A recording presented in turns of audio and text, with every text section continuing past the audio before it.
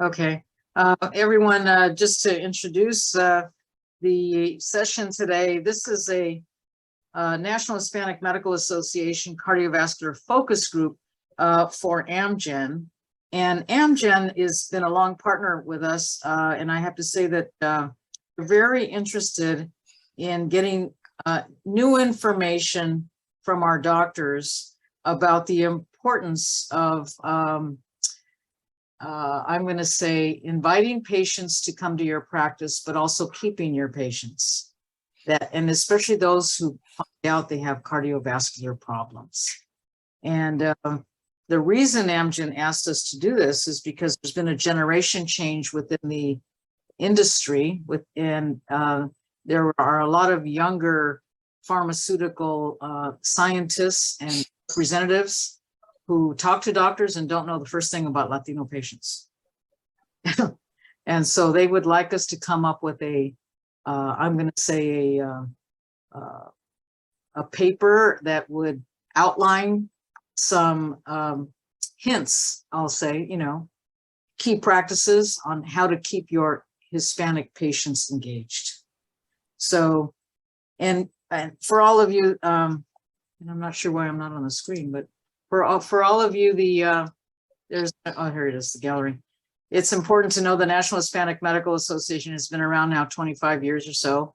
We started in 1994, and our goal is to improve the health of Hispanics and other underserved. And we're joined today by two experts who will guide us on two things. We're going to discuss the barriers and challenges, and then some of the improvements for access.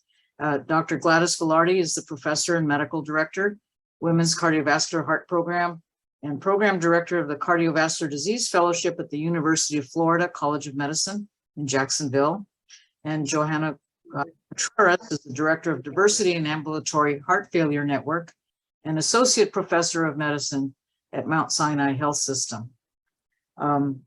So I'm going to let me tell you about the housekeeping. We all know this from our Zooms, how important it is to keep your microphones muted and have your raise hand feature to ask questions in the discussions that we will have.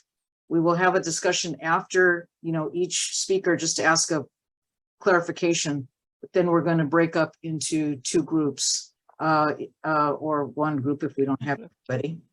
To have some discussion. The recording will be on our NHMAMD.org and our YouTube channel, and then any recording and slides will be sent to you all after 1 week. So I'm just going to give an overview of cardiovascular disease just in 1 minute. And you are all cardiologists or cardiovascular disease focused physicians. We really just want to get your feedback on start the conversation with our two speakers. Our barriers facing the Hispanic community regarding access to healthcare will be Dr. Contreras. And then we will have a breakout session for 15 minutes. We will have a timer. It'll be very short. And then we'll have a brief report out of the top 3 barriers. And then again, we'll do the strategies to increase access and care management for the Latinos that have heart disease. And the same thing of 15-minute breakout session, and then a very brief report out again of the top 3 items to increase access or care management. And then closing remarks. And I have to tell you that we will do a literature search for the paper, but I'd like to ask all of you, if you have papers related to heart disease, it would be great to have your help in providing us with the papers. We'll include all of you as in the report back to Amgen. And next slide. So let me just say the cardiovascular disease we know is the #1 cause of death in the United States. Very important for all primary care doctors, especially to know about heart disease. but especially those cardiologists who get the patients to follow them, how do you keep them coming back? So how do we decrease the mortality? How do we increase the longevity of our cardiovascular patients? That's what we're trying to get to. And in 2018, Hispanics were 17% of the total population. This is the latest data that we could find. And of this population, 8% had cardiovascular disease in comparison to 11% of the non-Hispanic white adults, and who make up 63% of the population. I'm sorry, is that the Hispanics making up 63% of the white population makes up 63% of the population? Yes. Okay, next slide. And this is really, this is all we were going to focus on. When you take a look at the major risk factors, we looked at the percentage of Hispanics, again, from the CDC data. Hyperlipidemia is number one in terms of the percentage of Hispanics that we know. Now, this is all undercounting. That's a big problem, right? We don't have data on Hispanics. A lot of data in our healthcare system is for Blacks and whites. And especially we don't have subpopulation data, Mexican American versus Puerto Rican, et cetera. Hyperlipidemia, 21% of Hispanic adults had the high cholesterol. Obesity, 80% of Hispanic adults are overweight, but we had another slide with I think it was less that had heart disease. Hypertension, 43%, diabetes, 13%, and then smoking. We have less smoking in Hispanics compared to whites, so we put that at the end. And again, if you have any new studies or papers from the last few years, we'd love to have them to provide this report. So, Dr. Contreras, do you want to go ahead? Yeah, thank you. Thank you for the invitation and the chance to be here with all of you. I know, as Elena said, it's a very complicated issue because what she said, we don't have really enough data, right? I don't know if we have the slide management. Okay. So there are three main barriers, and I did share some other slide, but one of the things that we have found too, even in the group that we do here in New York City, is the language barrier. And not only the fact that the patient or the doctor speaks Spanish, is all what we call the cultural competence. So to be able to treat Hispanic patients with all these risk factors in cardiovascular disease, I'm a heart failure cardiologist, so I usually see the end result of all these uncontrolled risk factors, including hypercholesterolemia, obesity, diabetes, and unfortunately, many of them come together. So we know that it's very important for patients to be able to communicate. And also, as everybody knows, when you are in illness or sickness, you actually communicate better on your own language. And that's one thing that for Hispanic patients is missing. We do know that only a minority of Hispanic patients will have primary care. One thing that we have found is that a lot of patients don't have primary care until it's too late. Usually, the first time the patient will get a primary care doctor is when they are actually acutely ill in the hospital. They get discharged from the hospital and they go to a primary care doctor. Many of the Hispanics are like not insured, or they have this private, very expensive insurance, so they avoid to use the insurance. So only like 49% are insured. And we know that also, even if they are insured, there are a lot of them that are have coverage for basic things. And hypercholesterolemia, the more we have learned in cardiology, that is not usually something that you can treat very easy sometimes. We do have a substrate of very high cholesterol and LDL. And we also know that one medicine is not enough. And we also have the new guidelines that are out there that we're aiming for a lower LDL level or less than 55. I did put some slide, but I'm not there. So the lack of insurance coverage and the lack to understand what insurance coverage means, a lot of the patients are not getting their usual level of care. And also the follow-up is no hypercholesterolemia, not something that we can treat in one and done deal, like high blood pressure. It's not a one visit that we can treat the blood pressure and moves away and we don't have any issue. It's how to make the patient understand that takes time. And obviously, diet, exercise, all the other things are important, but the most important thing is also the follow-up. I also I didn't have on the slide, but I don't know if they put it there, but we had the information. I get from a lot of my patients from the use of cholesterol medicines. They have a misinformation. They read everything that they see in the news that statins can produce cancer, that can produce liver disease, liver failure, that they're gonna die. There are so many out there sources creating this obviously bad information on news, and patients believe those, and that's one of the reasons they may not use the medication. And it's very important to explore those concerns when the patient is with you in the office, because that will prevent the patient using the medications. Another thing that the patient that when patients have their if they cannot express how they feel about the medicine, it's very unlikely they're actually going to use the medicine. Also, they get information through their friends, through other source of people. They're not going to go to the real source. So it's important to clarify those for patients, especially Hispanic patients. Also, the pill burden. If I look at my heart failure patient, for example, they do have at least 4, 5, 6 pills that they have to take every single day. And many times that many patients feel uncomfortable, overwhelmed. They don't want to take the medicines. So it will be important for us to be able to share with them, first of all, how to adjust the medicines to what they have and what they need. In the ortho, in the I think I have the slide, but Mari, you don't have the slide there, no.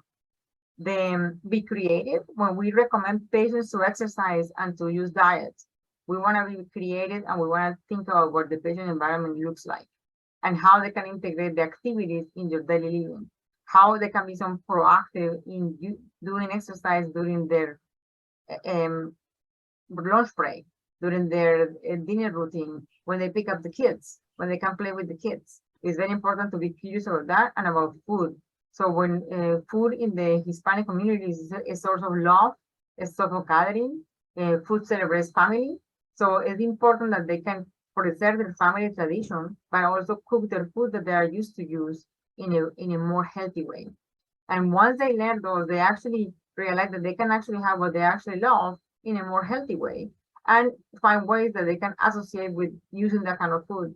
In a lot of my Hispanic females, the hair care, they like to go to get the hair done. And one of the reasons a lot of my patients will not exercise because they don't want to lose their hair that they worked on for the week, or the extensions and all the stuff.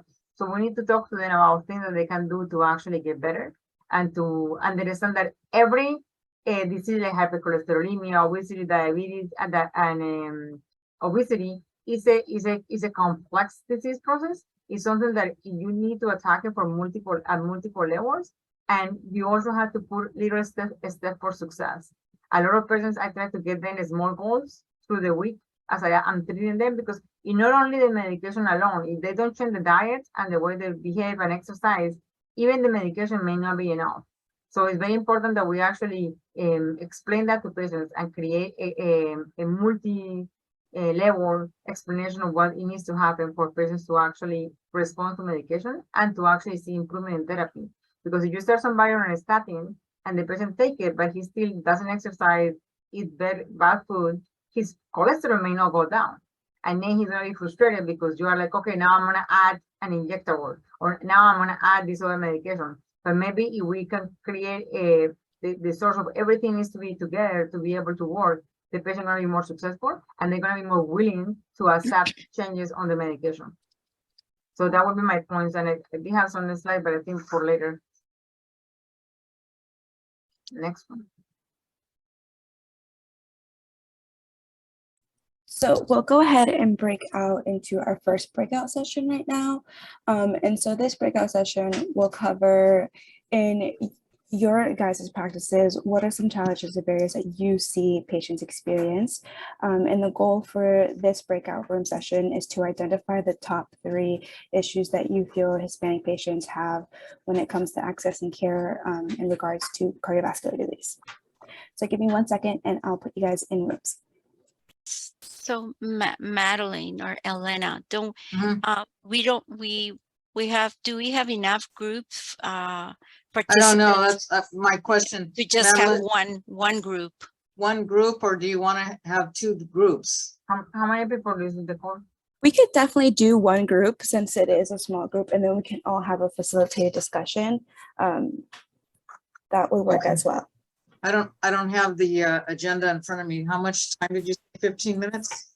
All in all, with all of our discussions, we have No, this breakout group. So 15 minutes. 15 minutes. 5:23. So Right, so we have 15 minutes, and then 5:30, 5:35. We'll stop. we can stop at 5:45. Okay. Well, Okay. okay. Okay, so So I So Well, you can cut the slide. Yeah.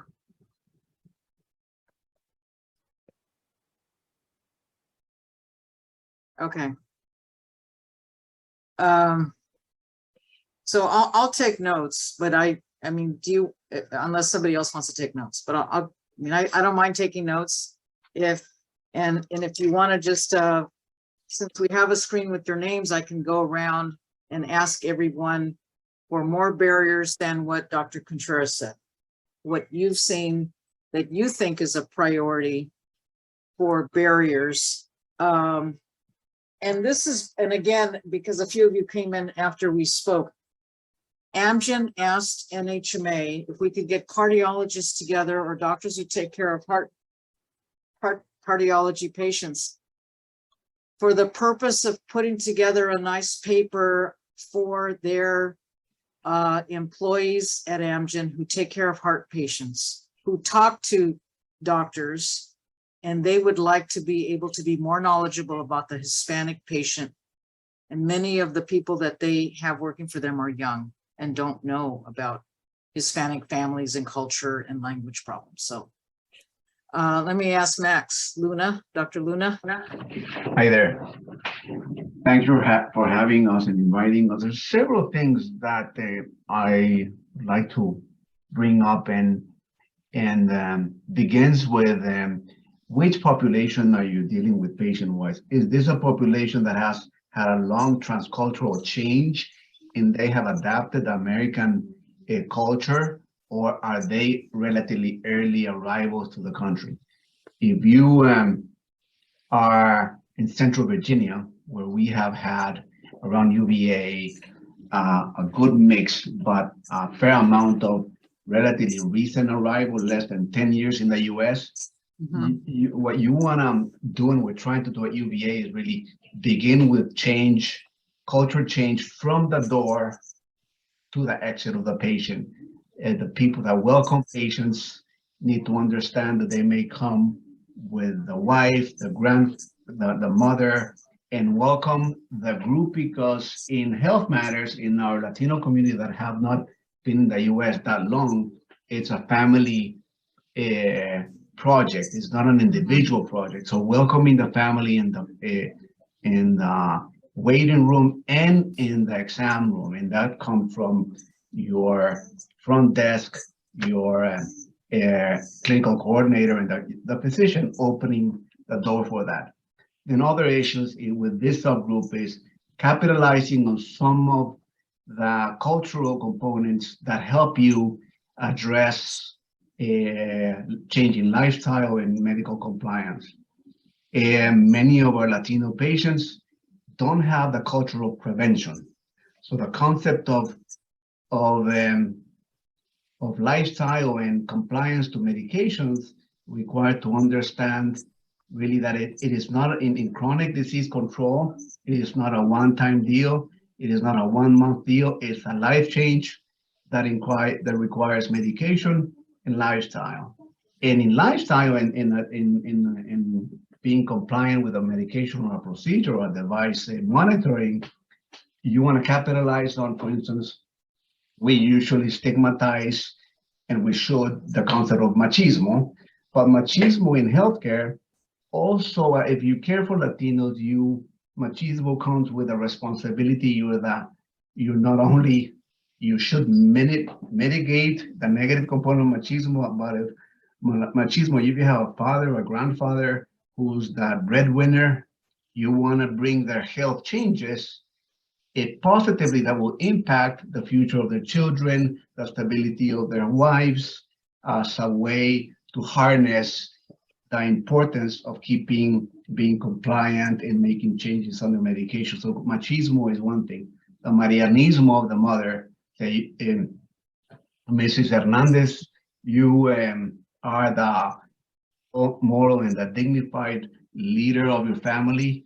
It is in you and your in your health to continue this leading of your family. So kind of bring them to the impact of their health and the impact of their families, capitalizing this concept of familismo that really can make somebody reflect on really, if I don't take care of my health, it is on my family, and that you may get some Latinos or Latinas to follow up on that. So I'll finish up with that for now. Okay, that's fine. And so just remember what we're talking about is what are the barriers that the non-Hispanic, I'm going to say health experts out there need to know, start talking about colleagues. Yeah. Okay. What are barriers that you think what Dr. Luna talked about? No, I think it's clear that the prevention is one thing. Like the Hispanic culture or the Hispanic parents don't have the, because it's not in our country. Like I'm from Colombia. It's very hard to get a physical exam when you're healthy. So usually people don't go to the doctor and they are sick. So I think that's one thing, that preventive cardiology is not something that we have in our Latin American countries. And I feel that that's one thing that is important. Like people don't have that culture of prevention. I mean, people know like in big strokes, you have to exercise and really don't be obese and all this stuff. But that thing that you go to the doctor and actually you get checkups and you actually get your cholesterol measurement and you actually get everything and you really think based on your risk factor what you have to be treated is not really present. And a lot of patients, when they come to this country, they get faced with that. They don't have that preventive. And I see it because sometimes I get a patient with heart failure and I look back and I say, oh, tell me about your parents. And then he told me, oh, my mom has his leg amputated. And I'm like, oh, did she have diabetes? Oh, I don't know. And then we start looking backwards and then they become my patients. And I realize, oh my God, you had never seen a doctor. And I have a lot of patients of mine with an ejection fraction of 10% coming for transplant who never saw a doctor before. So I think that that culture of preventive cardiology and preventive heart disease is something that we need as a Hispanic culture to create that access. Okay, so that's a huge barrier. Okay, so I'm going to continue with the round robin here. Greg, something else? You're on mute. I just wanted to add on what Dr. Contreras said, that in my experience across many health conditions is that, especially among men, but also among women, depending on the disease, you're not sick until you have symptoms. So when they have asymptomatic heart conditions, then, it's not a problem because I can still walk, I can still do work. And so that's a big barrier to, that's part of the, the whole concept of prevention and control. They just don't get it at that time because there's no symptoms, especially if they're macho, Yeah. Okay. Fidencio, welcome. Thank you. Sorry, I'm on the way to baseball practice. Not for me, No, but for my that's kiddo. okay. We want to make this, easy. And Yes. we're looking for barriers, and in the next round, we'll talk about solutions to access. Yeah. So I think along the same theme of prevention and not feeling symptoms, I think the next piece of information that's a barrier is understanding the concept of a chronic disease, and that many of the cardiac diseases are chronic. I have patients that come in asking, for their tratamiento. They're almost like thinking about it as an infectious disease. Well, I took antibiotics for 2 weeks or 3 months or whatever you have. And I think the concept that no, this is actually something you have to take for the rest of your life. Then the next language that comes out is, well, I'm going to be addicted to this medication. So I think the barrier is understanding the process of disease, that for better or for worse, it may not be their fault. If there are some of our patients that eat well and exercise, but they still have high blood pressure or high cholesterol, even if they're a little bit older. So in addition to the lifestyle where they could control, I think also the concept that it's not your fault. There's nothing, there are many times, even though your behavior is okay, that there's the genetics that are underlying, that are causing this, or age, that require you to treat this as a chronic condition and take medications for life to keep you healthy. So I think that's a big concept that I see a lot in patients. Okay. No, that's great. Gustavo, are you still with us? I know you're driving. A barrier? Yeah, I'm here. So I think, yeah, let me turn on my camera if you guys can see me there maybe. Hi, how are you guys? So I think I work in the older population with geriatrics. I think barriers with family members that bring the older or, you know, husbands or wives, they bring them and they do have some sort of like dementia or some type of cognitive impairment. Educating the caregiver is important as well, and making them understand that it's also applies to them. It's important. Prevention, you know, like Dr. Contreras mentioned, is the big one here. Hyperlipidemia, you know, probably most modifiable with diet. And if we encourage diet control, teach them about the Mediterranean diet, a lot of them don't know about the Mediterranean diet, and they don't know exactly the components of the Mediterranean diet. So I had an opportunity to share with a lot of the VA, a lot of the veterans in Miami about this Mediterranean diet, how important it is to incorporate it, and trying to, you know, steer them not away, but try to incorporate it into their Latino, you know, type of diet. So teaching them and educating them on prevention, I think, is big in the older population as well, to caregiver, and, you know, if they don't have any cognitive impairment, to the patient. Okay, great. I don't know, is Gladys, do you want to mention any barrier that hasn't been mentioned? And I've been reviewing what has been said, and I think what I would add is the component of trust. You know, the lack of trust in some of our communities. I think that is a role that, you know, we providers have to be very cognizant about and try to overcome by meeting them where they are and teaching them in ways that they can understand. And that's where community engagement makes a lot of sense. You know, a lot has been said about primary care. Well, there's not enough primary care out there for them. You know, so it's this lack of primary, lack of understanding, the lack of treatment, the lack of recognition. This all boils down to giving them access and patient education in very simple terms, but the lack of trust was not mentioned. And I think that, you know, the trust and the lack of trust and the fear comes from many directions. One is lack of knowledge, and the other one is lack of fear because of the political uncertainty in many of our, especially the undocumented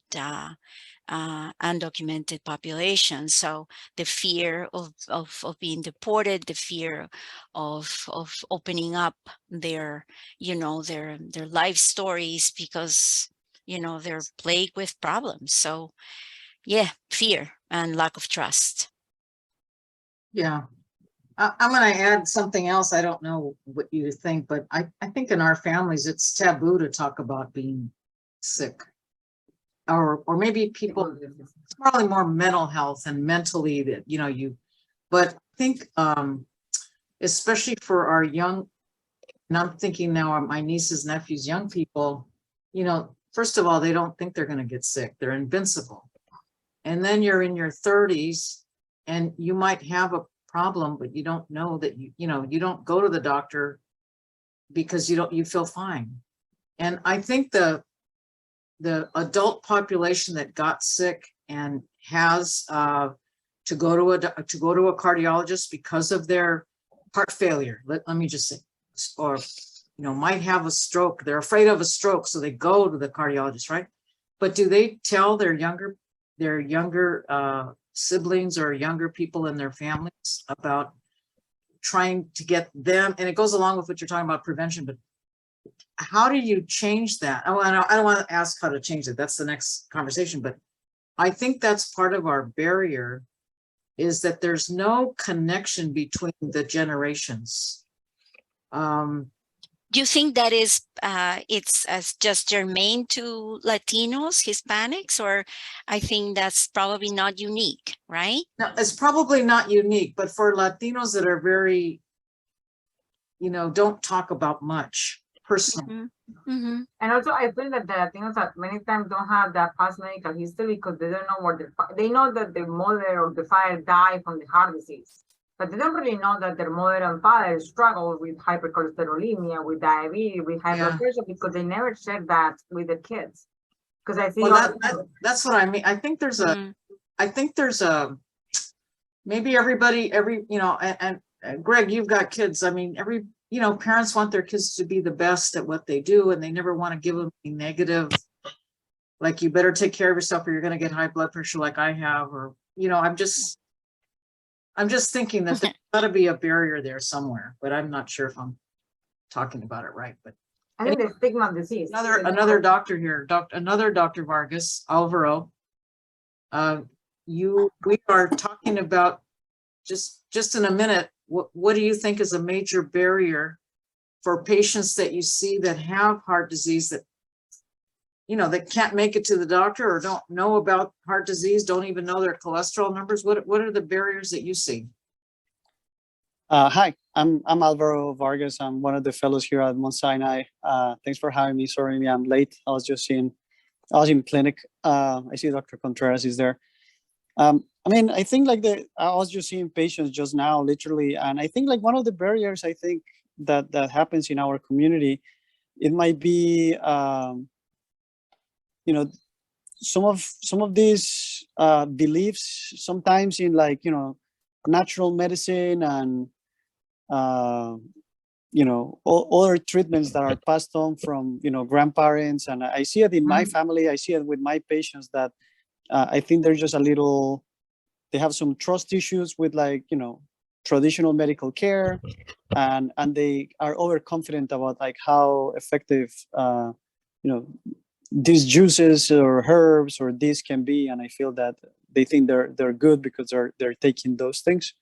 That's kind of the first thing that comes to mind. Okay, so traditional medicine. Mm-hmm. And Alvaro, if I can add to that, I think Yes.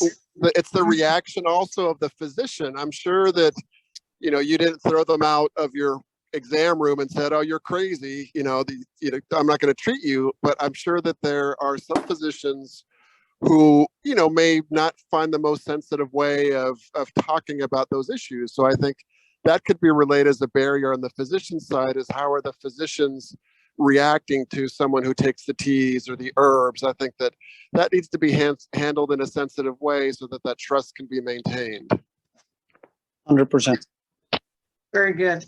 Okay. Can I add one more thing to that? Sure.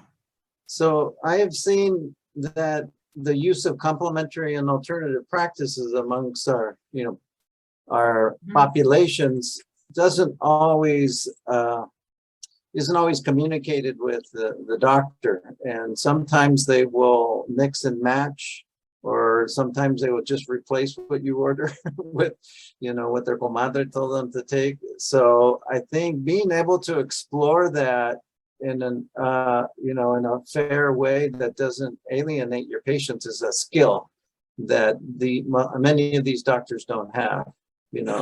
So it's a good, if they could just ask, are there any other herbs or medicines that you're taking that I didn't prescribe and I just want to know, type of thing. And then once you gain their trust, you can start to work on convincing them that they need to take what you are giving them, and maybe avoid those things, that kind of thing. So that's where the cultural competency comes in, is not being biased, knowing how to ask that question, and don't laugh at them, and respect their decisions, but try to convince them over time with a good relationship.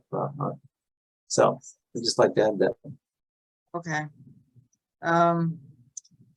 Only because hyperlipidemia is a big issue with everybody. Has anybody noticed any barrier with taking medications for hyperlipidemia? Yeah. For I mean, patients to come back, has there been a problem, Dr. Contreras? Or I Jo- think every single one of my patients, every time I mention the word statin, the Lipitor, like atorvastatin, they always think that the liver, they're gonna have liver failure like tomorrow. They have this concept in their minds because they listen to what the news said and everything without interpreting correctly. They always, I always have a very significant barrier, especially because of the news that they hear and what they've been told. And then this concept that like, oh, my cholesterol is high because I have genetics, my genes are like that way. It doesn't mean anything. That concept that they are that way and doesn't mean anything, and they don't associate the fact that the high cholesterol increase the chances for them to have cardiovascular disease. Those are linked until you actually have the conversation with them. So I think that the fact that the same thing with people with diabetes, they feel that they have the disease, but doesn't mean they have cardiovascular disease. And when I tell them the majority of people with diabetes die from heart disease, then they're shocked because then they don't associate the high sugar with the heart disease. So I think that's important concept to become Linking. to link the association, yeah, to show them that that's actually associated, and the misconception that the medication at long term they're gonna get sicker. They are very concerned about the side effects of the medication, and it's very important to address them and explain them what it means, and not to deny it, because sometimes it happens that the patient is told, oh no, that's a lie. I mean, no, it can happen. But it's a side effect that can happen, and we're gonna monitor you. We're gonna make sure that nothing happens when you take the medicine. That's a big barrier that we have. Yeah. Okay, so we're gonna stop. Let me just ask, this was supposed to be a debrief here, but let me ask you all to put in the chat what you think the 1, 2, and 3 problems are. I'm just, if you want to put a number 1, 2, and 3, we talked about being aware of the immigrant population and the culture change that they're going through. We need to welcome, right? We talked about the importance of not being sick, concept of not being sick if you don't feel symptoms. We talked about, Fidencio brought up the understanding the concept of chronic disease. And then there was understanding the concept of prevention. And then Gustavo talked about giving really the caregiver also, that's a barrier. Caregivers don't get information, or the families don't get the information. And then there's the lack of trust or fear of, again, lack of trust in the Western medicine. Let's see, Alvaro talked about the importance of and traditional medicine, and our Latinos being overconfident about traditional medicine, not wanting to change to listen to the doctor. And then Greg just said, well, that traditional medicine is important to be part of the conversation. So I'll just say traditional medicine. So if you can just put in the chat, each one of you, what you think are, what you say is 1, 2, and 3.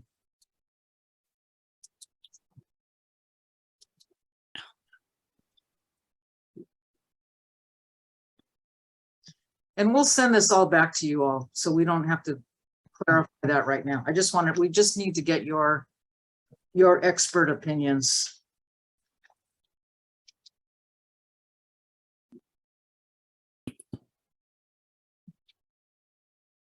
And let me just see.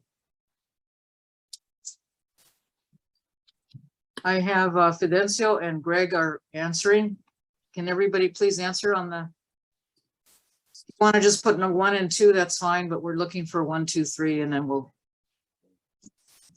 work on that. I got Gladys did it, Greg, Fidencio. Come on, Dr. Vargas and Dr. Vargas. Okay, Alvaro did it. 1 minute. Okay.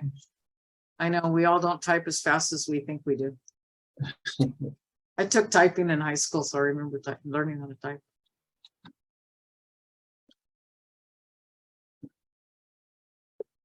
Yeah, if you want to give another one, that's fine. We're just looking for what do you think should be the priorities for barriers? Okay, so you can finish that. We're going to hear now from Dr. Velarde on what she thinks are some of the access issues. And we're really looking for a little bit more solutions. Yes, so I don't know if I can, I would like to Yeah. share my screen. Yeah, Oh. it's there. Okay. Can you see it? Yep. Okay.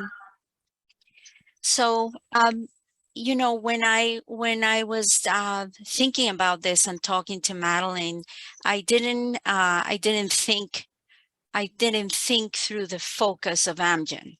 I thought through the focus of us. And That's so, okay. It is about us. We can work on it later. right, and devise whatever we need to devise. Got it. That's fine. So that was one thing, and then the shock of whatever hacking happened. But I have composed, Okay. and I think it was hacking to this, not to the computer, because we're very secure here at the UF anyway network. So. Yeah.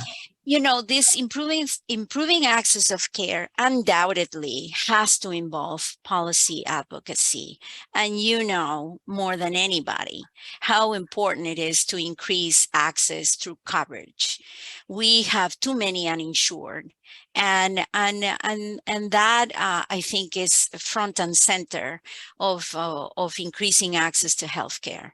That all the other things will fall you know, through education to participation, but access of care is critical.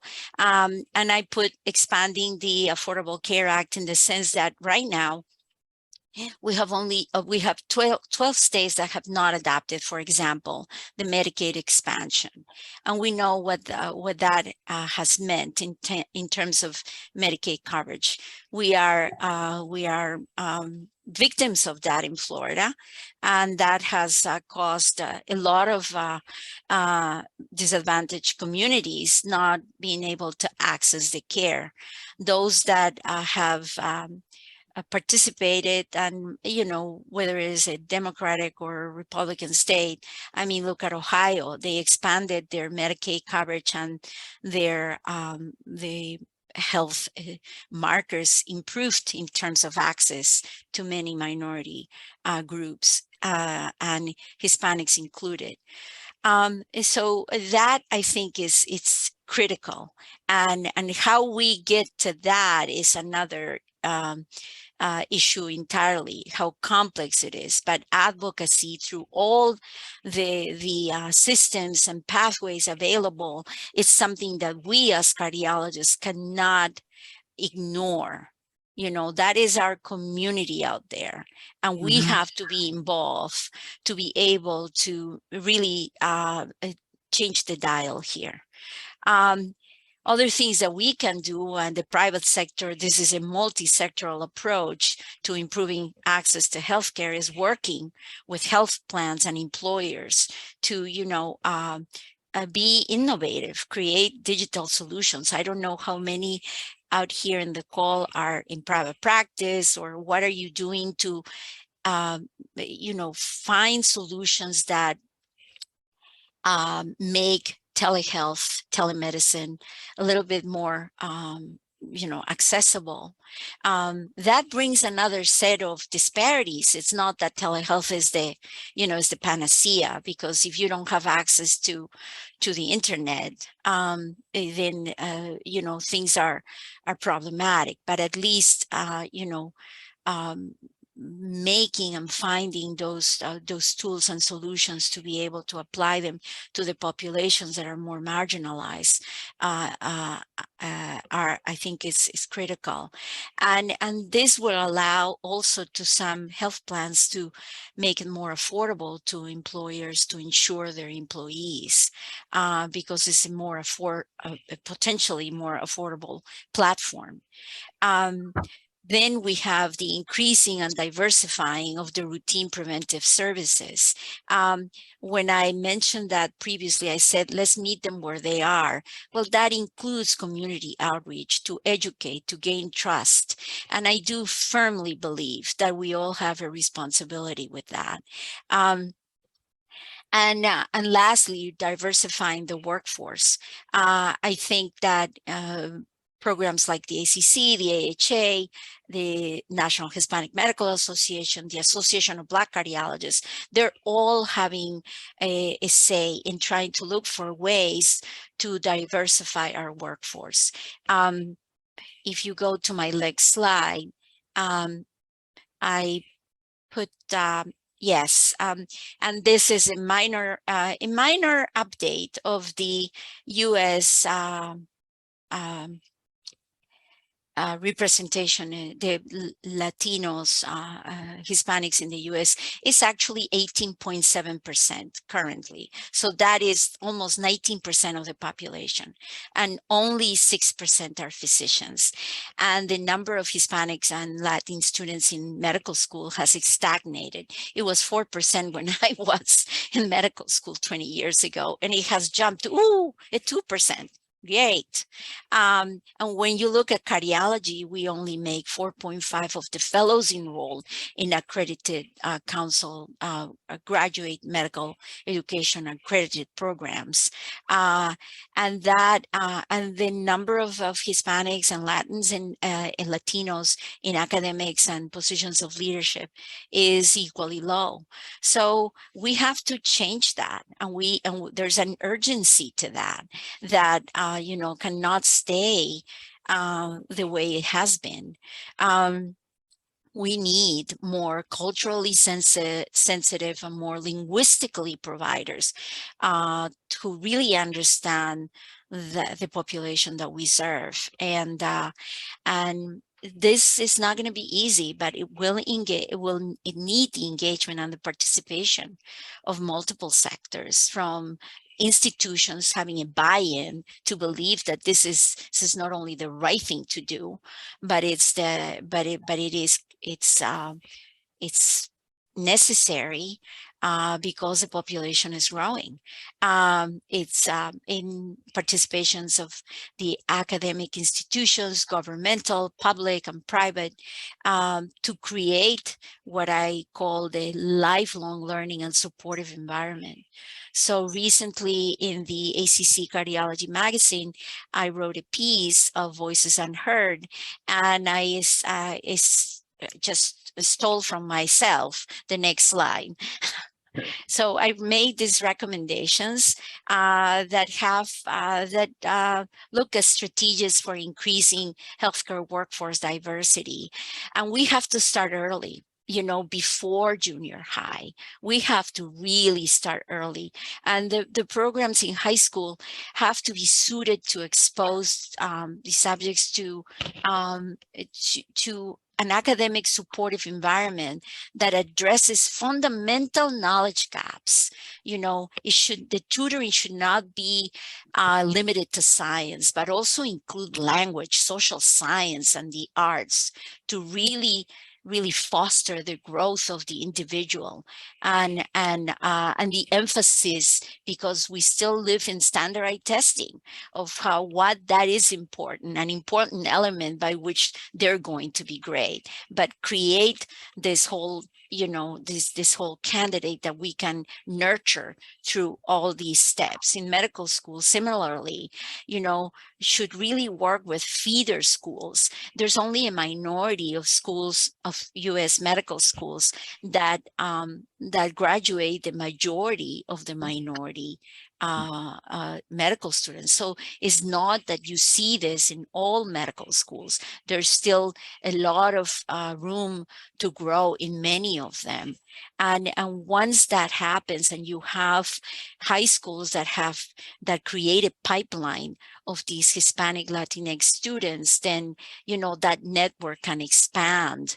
For those that are that are succeeding in those schools, acceptance should be guaranteed for those exemplary students, as long as they fulfill some pre-specified requirements, because that's what you want. You want to fortify and strengthen the pipeline and assure them success, or at least entrance if they complete those requirements. You know, they should have curriculums, core curriculums that are really not limited to the language exposure and didactics on medical Spanish. That's what's out there. In many programs, they offer, okay, this is medical Spanish. Up in the things have improved in some programs, but they are still not, you know, very homogeneous. They're very variable. There's no true cultural immersion through exchange, through programs. That it should be broader with more than just a linguistic experience. And it should be given not by volunteers, but by people that are really invested, and are teachers that do the proper mentoring and teaching of these medical students. And in graduate medical education, that engagement should continue to very well strengthen graduate medical education, Office of Minority Affairs, diversity and inclusion committees that should be part of the recruitment process and the of faculty as well as residents and fellows. And so, you know, important steps through all of this will need organizational steps that need to identify and track and get data to see what is working, what is not, and to be able to track it and systemically and accurately follow it to see what works, what doesn't work. So those are my thoughts. I hope that I can, you know, hear from you what you would think. I think that education, from all the things that we identified on the first part, we can educate the patients, but there has to be more of us to do that. Yeah, Fidencio had to jump off. Let me just tell everybody, I'm going to ask everyone, and even those that we invited that didn't show up, for more ideas. But I want to thank you, Gladys, for that. I think access, improving access is more than, like you said, just the patient and doctor experience. It is a systemic change that we need in this country, and we know that more than anybody. And I want to just say that if you had any thoughts about the National Hispanic Medical Association, and I know I'm being selfish here, but I want to tell you that we decided a few years ago that we wanted to be more engaged with medical education. You know, we're not part of the AAMC per se, because we're not a medical school and we're not a residency program. But guess what? Our doctors are. And if we have one thing going for us, is we are inside the system. We're seen as part of government, as part of, you know what I mean? Yeah. With the government. We can influence if we could. So if we used cardiology, let me just say, we would like to have a medical education program. We've had 5 years of the College Health Scholars Program doing mentoring. It was a research study, and we showed that mentoring makes a difference to the Latino college students in this country, especially from California, Texas, and then the East Coast. We had this before COVID, but we found out that they're all first generation. They don't have doctors in their families. I mean, you know, some do, because now we have a second generation of professionals, like my nieces and nephews, and my brother-in-law's a head and neck surgeon. But the thing is that we know that the confidence level of the students and the ability to go ask for scholarships and ask for tutoring is higher when they have mentoring, and that they're not feeling guilty that they're, you know, that they're working all the time in school and not helping their families. So that's one thing we do. We have a council of residents to help the medical students get into residencies.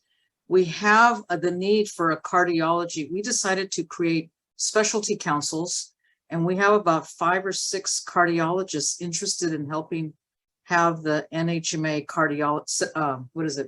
Council of Cardiology. Mhm. There was a role for that, for this, I mean, to make it national. And then the other thing is we have faculty job announcements that we share. The medical schools ask us to recruit for them. So we are engaged in medical education. So if you could think about how to improve what you're talking about, using the organizational leverage, I'll just say, Yeah, not doing everything, but just helping to connect the dots, connect more of blend the dots. students who want to be cardiologists with, like you, the cardiologists, Yes. Mhm. be the role models. We have a national conference and we have chapters. And the medical students that are there can be mentors to the pre-meds, the residents can be mentors to the, anyway, that's our vision for growing this organization. If we can put some of that into this paper, I think at least to show that NHMA is not just a policy organization going Right. to FAHA Capitol Hill, which people think that's all we do.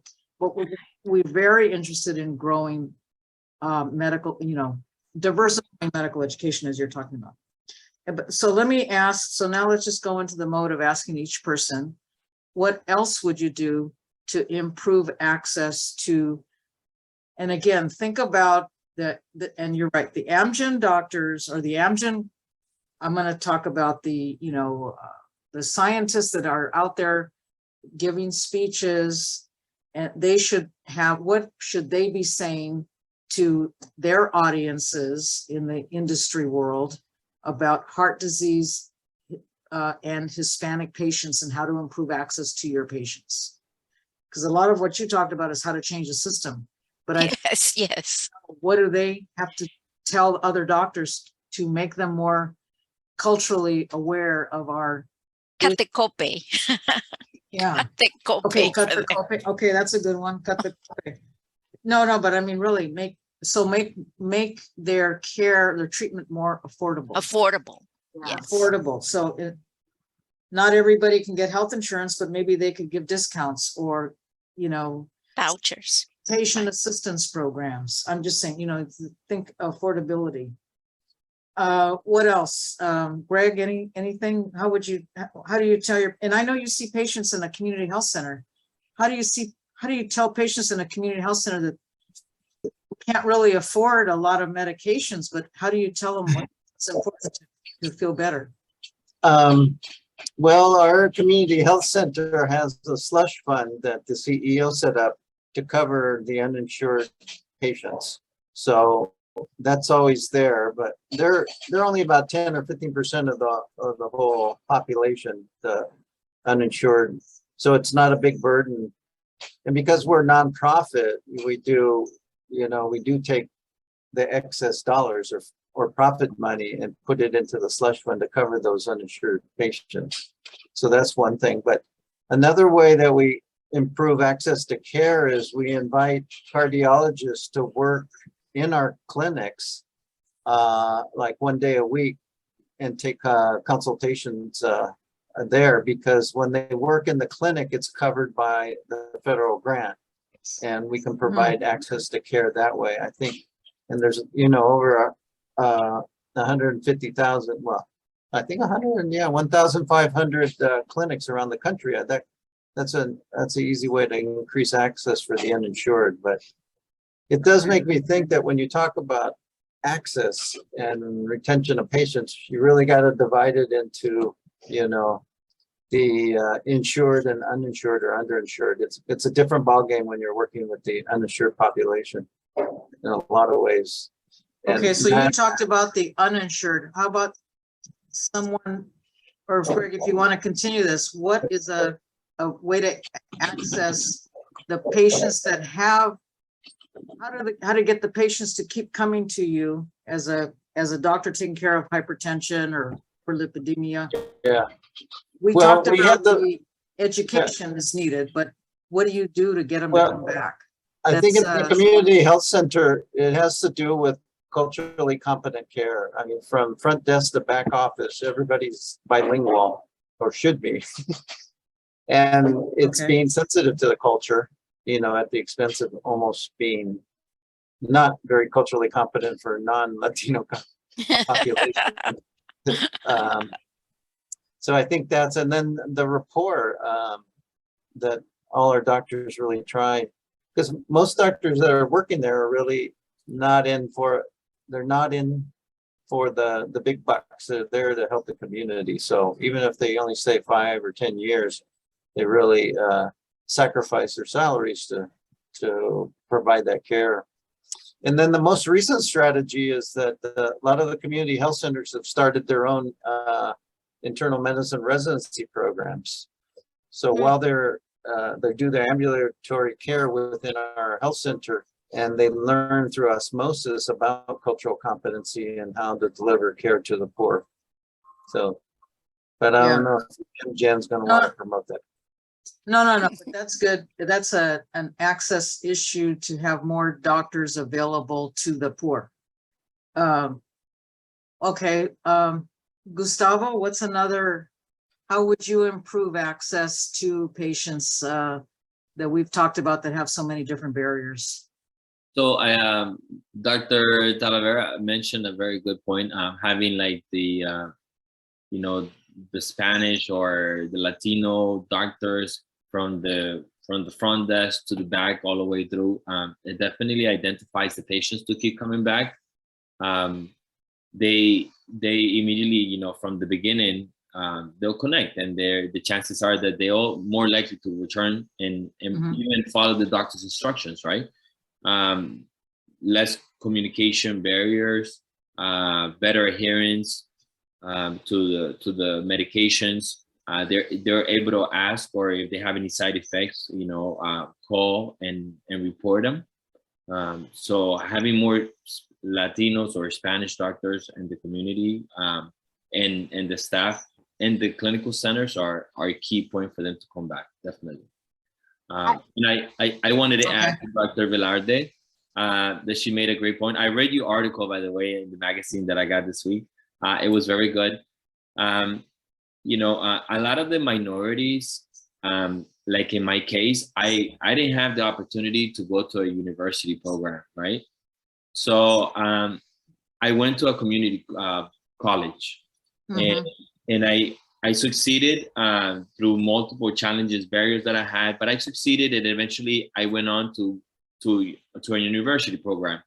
So at the community level, a lot of times we don't find the resources that they can guide you or they can mentor you to some sort of medical career, right? I was always interested in medicine, but I didn't know any sources in the community college. So maybe approaching those community college or low minority colleges are key, because a lot of these kids, they, like in my case, you know, I was eager and I was enthusiastic about learning, but I didn't know. And I learned when I got to the university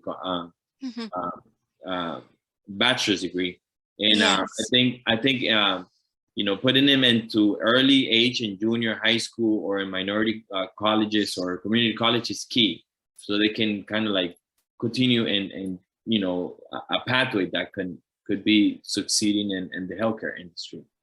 Right. So, Right. yeah, absolutely. I think there are Thank you. also a very important point is that we don't have Latino leaders in like high levels in academia or in schools or in like in communities. Like when you look at the Latinos, and it's hard. Like we don't have role models who can help us. There is a bias. People tend to pick their own people, so it's very hard for us to be picked up in a leadership position, even though can execute.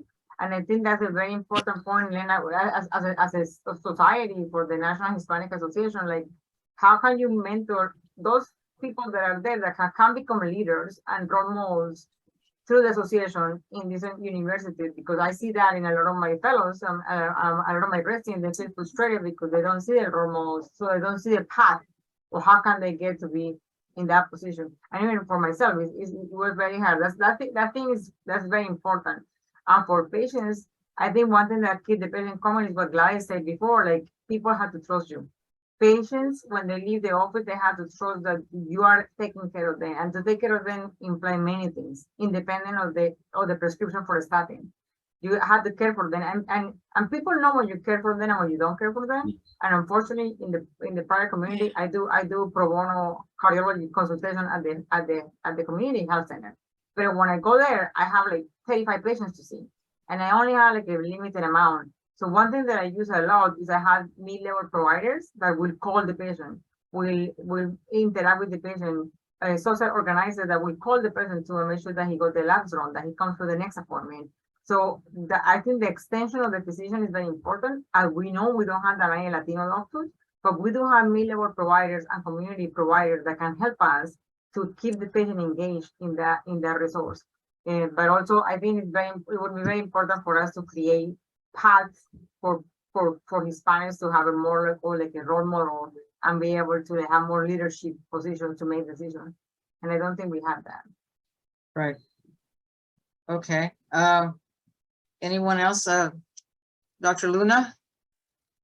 Yeah, maybe in regards of how to enhance access is bringing institutions, particularly academic medical centers, to the community.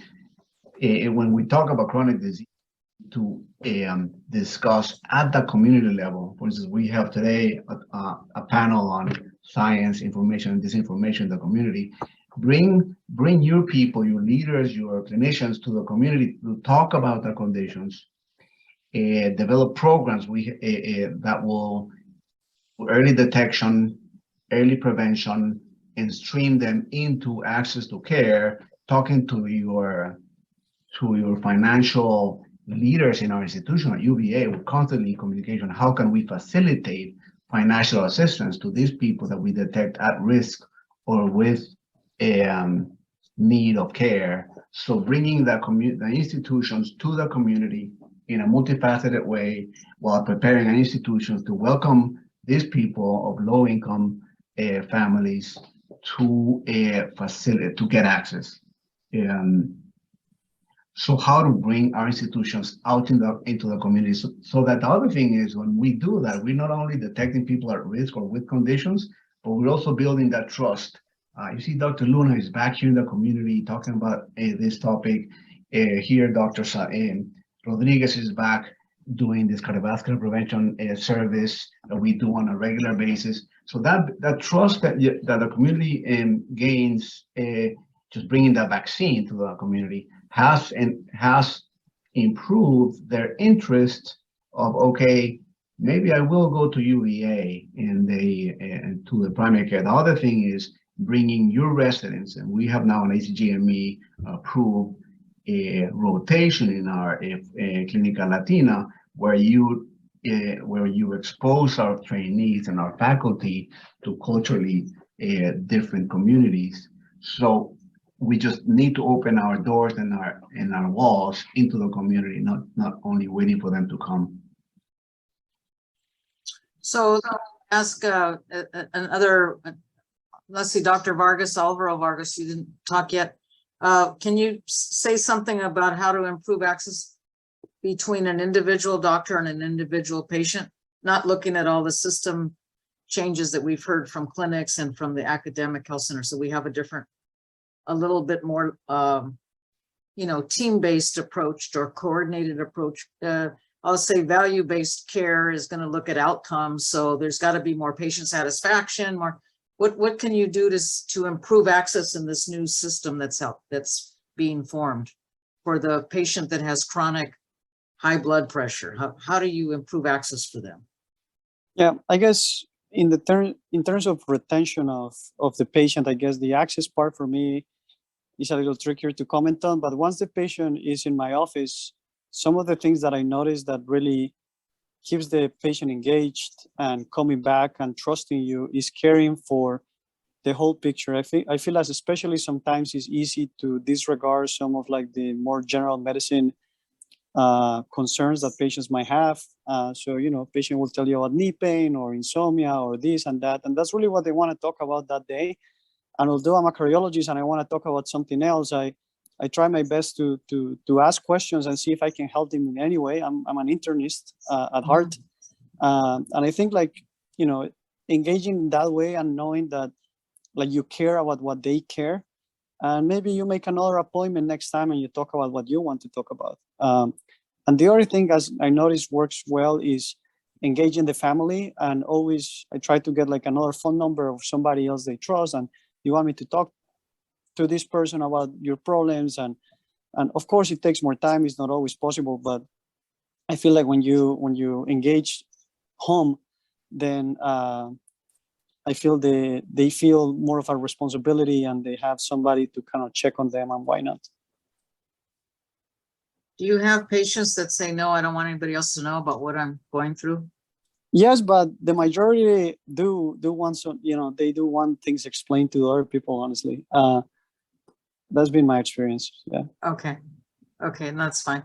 And Dr. Velarde, were you going to say something else? Well, I was going to commend Alvaro for, listening and not, listening to other complaints, because that's many of us face the same thing. Our patients are almost family, right? They come and sometimes they don't feel comfortable talking about other things. I cannot tell you how many times I've heard patients, I don't want to talk to anybody else. I just want to tell you about this and about that. And I feel like, okay, I'm your priest. Go ahead, tell me. Yeah. And it's a confessionary, and it's taking that role, is not easy, but that's what it means, that there's not enough of us. And when Dr. Luna was saying, the community, opening the institution to the community and going to the, but that's not enough.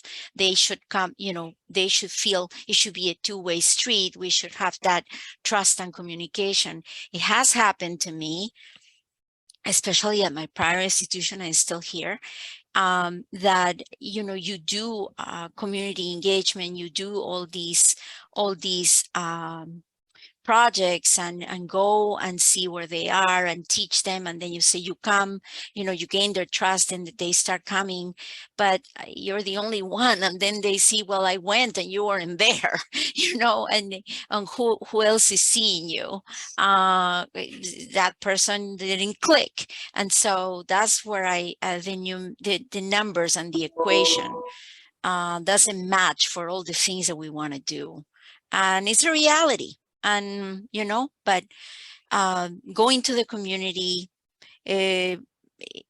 teaching them, increasing patient education. I agree with everything that has been said.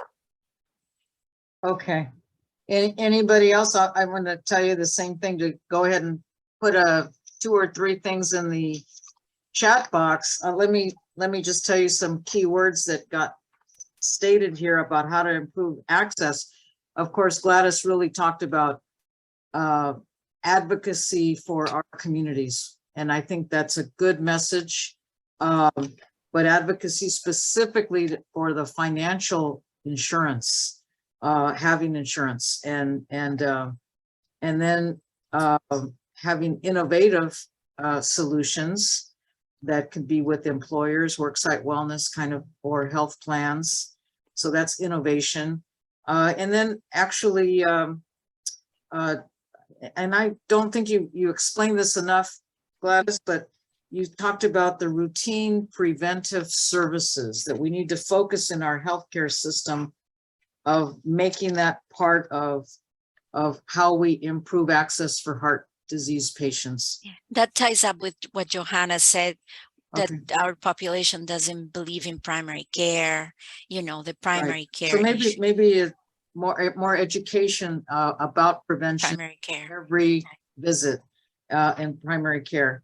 And then the other issue that you brought up, of course, was the need for more workforce. I'll just say more Latino doctors, period.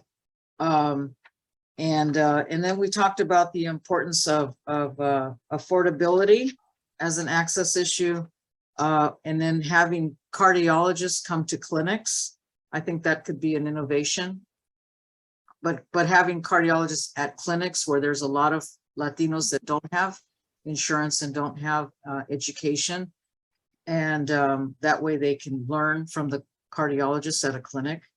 And then we talked about the importance of cultural competence, And I'll just say that as the key word, but having bilingual staff all the way from the front end to the back end, having a clinic or a medical practice that builds rapport and people want to come back because you're culturally competent. And then there was the issue of leadership. I think, and I'll just say again, if we want to have more Latino doctors and more advocacy efforts for Latinos, we need more leaders at all levels in the healthcare system to get more money, more programs, so leadership.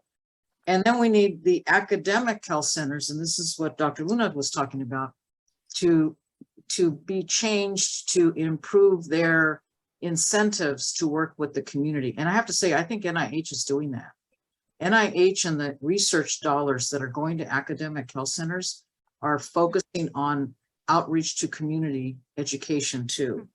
But I think that you brought up good, that we're not going to have trust of the healthcare, of the big healthcare systems or programs if we don't have these experts. I'll call them, you know, we call it the ivory tower. If they don't come down from their ivory tower and work in the communities, or like you said, your UVA actually has minority, I'll call it Latino clinics in our academic health centers. Maybe we should just change, just demand that they start having clinics for different types of, different types of people, make them more appropriate or relevant.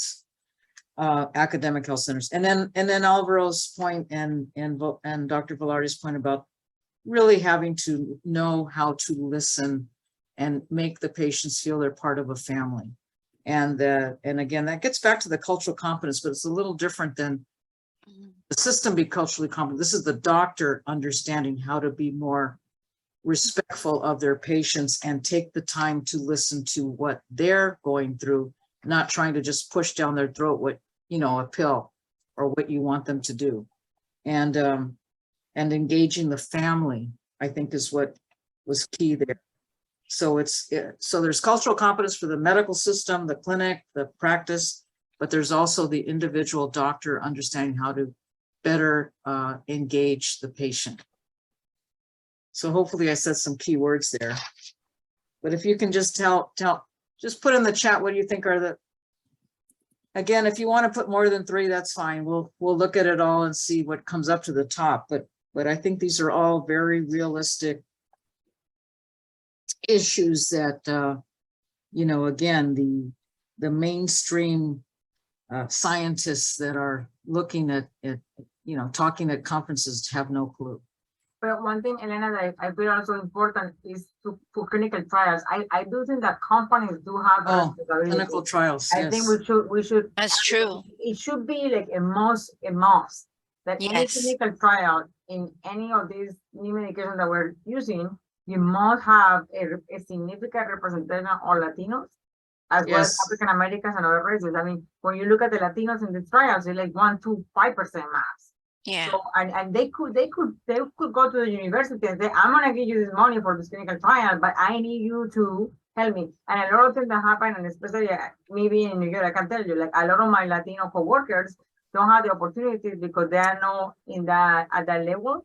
So sometimes they are not allowed, have no access to that, but they will be amazing if they can actually integrate that. And sometimes those patients are coming from the community center, not from the tertiary hospital where everybody is. Yeah. And they would be better off asking those patients from the community center to get into the clinical trial and support I'll just tell you all, because you're already here, we have a project from Johnson & Johnson to develop a database, and actually we just got a big database. We don't have it all, but we're getting a database of Latinos who do clinical trials across the country with their specialty, and also I guess I'm just learning that there are doctors that get, an A grade, they're tier 1 clinical trial doctors because they do a lot of clinical trials. And then there's some that are just starting. So we're going to develop a mentoring program between doctors, and they can be an academic or private practice, but we really want to try and get more doctors in private practice to be able to get a revenue stream and to help doctors get more money, especially, they're busy taking care of all these patients, and they, you know, they need to help. Recruit. It's an opportunity, right? It's an opportunity. The whole world is changing, and there's more funding available for doctors if we can let the doctors know what trials they can apply to. We're not going to do the training. We're not going to do that, but we're working with there's different companies that are coming to us asking us if you can find the doctors. So we're finally going to find the doctors that are in clinical trials, and the young residents who have no clue of what they're doing yet would want to go into research, you know, with clinical, in working in the clinics or working in their private practices or in their academic clinics. So thank you for that. Anyway, okay, put something in. Dr. Luna did. Just regarding research, during now the post-COVID, we can call post-COVID, it is important to capitalize on the amount of Latinos that participate in the clinical trials. It is doable. We can recruit Latinos in trials, just showing that 15 to 25% of Latinos were represented in the vaccine trials. The vaccine It's trials. doable. But we need to get that effort done, particularly in diseases that are common in Latinos. And supporting the infrastructure, because the community health center has so many patients, but they don't have the infrastructure to do that. But we can ask the pharma company, they want a trial to provide that infrastructure. They will be the ones that benefit the most. And these are the persons that are going to benefit the most. Yeah. Well, just to let you know, that's what we're headed to build, is that and that's going to be through our foundation, not through NHMA. And because we want to build a research component of the foundation, that would be a research, you know, place to find Latinos for clinical trials. Did everybody finish? So while you're finishing, I think we just want to tell you about our upcoming events, and if you're interested or you want to let others know, we do have more webinars. We have a webinar on severe asthma, Monday, October 5th, also supported by Action. We have our COVID-19 briefing series, which is quarterly this year. Our next one is October 26th, and it's going to be about long COVID and the future of vaccines. And I know that the staff is getting, you know, speakers, so we don't have the speakers yet here. And then the conference, our national conference next year is going to be in Chicago, April 27th to April 30th at the Hyatt Regency. It's right on the river, beautiful area.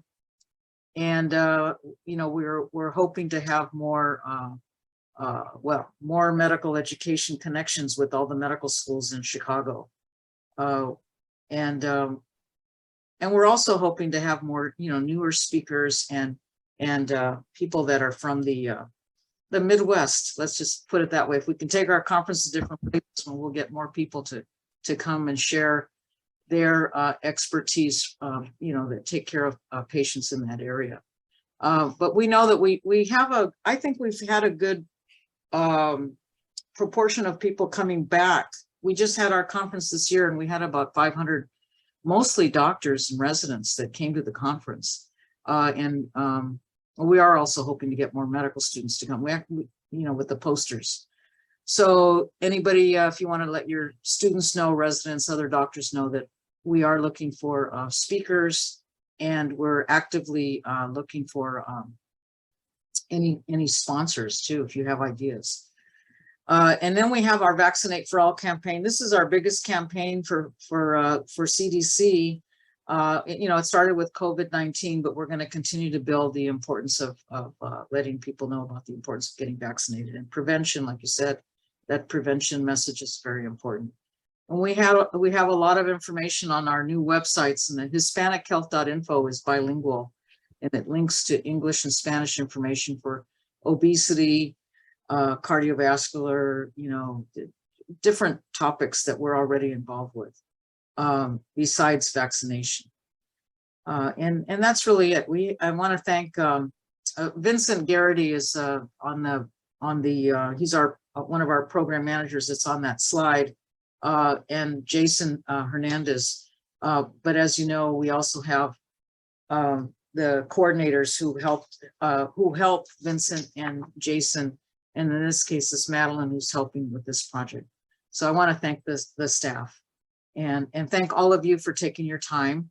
And I'll put one more plug in for any papers that you have, or, you know, if you can refer some of the literature on, especially any of these risk factor and patients that are Hispanic, what are ways to understand the barriers or how to improve access.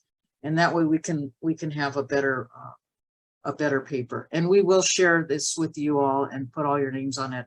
And we're hoping to have this done before the end of the year. This project ends in December, this year's project. Thank you, Dr. Rios. Okay, Thank you. thank you. Thank Thank you, you very Thank you very everybody. much. Thank you. Have a Thank you. nice day. Thank you, Great. Dr. Rios. Thank Good to you see all. all of you. Good to Bye-bye. see you all. Bye-bye, Bye. Dr. Rios. Bye, Dr. Velarde. Bye-bye. Bye.